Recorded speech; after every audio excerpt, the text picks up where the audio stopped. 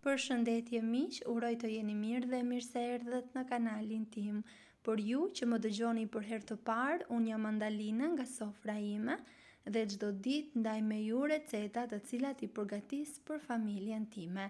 Nuk ka kuptim të jesh në Shqipëri dhe të mos përgatisësh kulaç me produkte të freskëta fshati.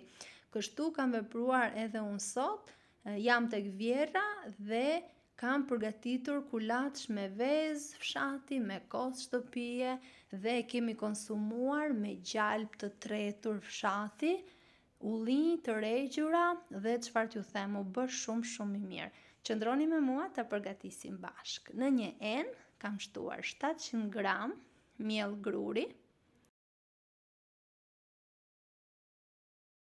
një plur fyllës ose një lugë çaji sot, krip dhe masën do ta përziejmë shumë mirë. Kjo është shumë e rëndësishme pasi e them gjithmonë, si pluri fryrës ashtu edhe soda, nëse nuk përzihen shumë mirë me miellin pas pjekjes, krijojnë vende një shije të hidhur dhe jo të këndshme.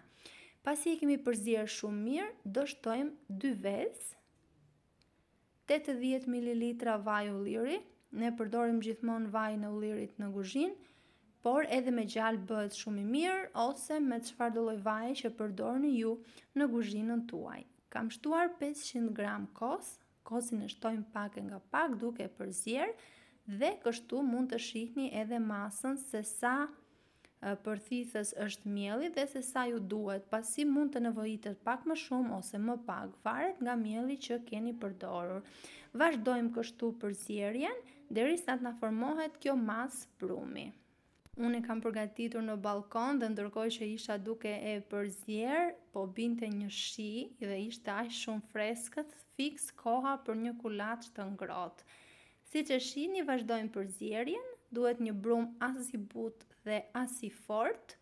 Mjafton ta përziejmë mirë dhe në tavë, shtojmë pak vaj ulliri ose gjalp, e lyejmë shumë mirë tavën dhe vendosim masën që përgatitëm. Dua t'ju kujtoj se nëse jeni ri në kanalin tim, mos harroni të bëni subscribe dhe të shtypni butonin e zilës, kështu do njoftoheni për çdo recetë të re të postuar.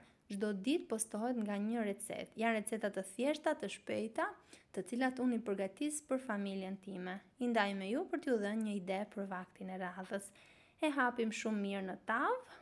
Unë nuk i shtova vaj në sipërfaqe, pasi në fund më kulloi pak më shumë se ç'duhet, kështu që nuk nevojitej më në sipërfaqe.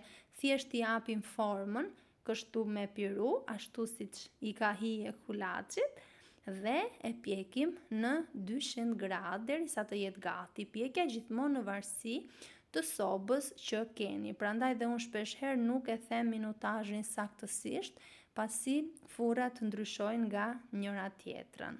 Është kënaqësi për mua gjithmonë të mësoj se nga cili vend i Shqipërisë apo i botës më ndiqni. Nëse keni dëshirë, mund të ma shkruani në koment.